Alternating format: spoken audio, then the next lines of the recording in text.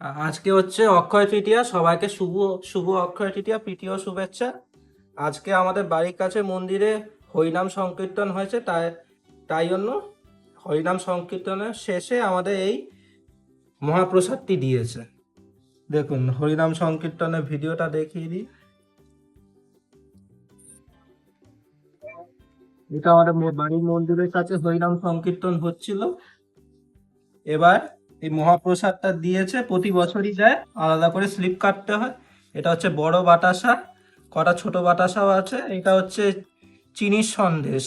এটা এত শক্ত, দাঁত দিয়ে কাটা যায় না, এগুলো একটু চায়ে দিয়ে দেবেন, গুলে যাবে।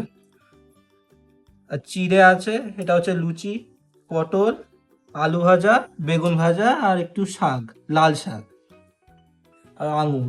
আর এটা হচ্ছে খেজুর। আর এটা হচ্ছে মুরগি, চিড়েটা নিচে আছে, দেখিয়ে দিচ্ছি।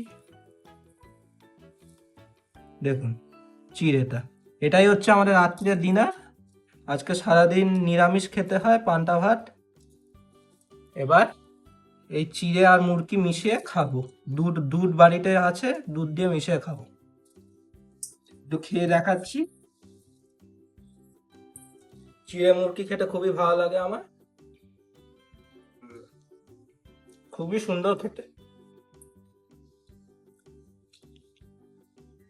এই হচ্ছিল আজকের মহাপ্রসাদ, অক্ষয় তৃতীয়া।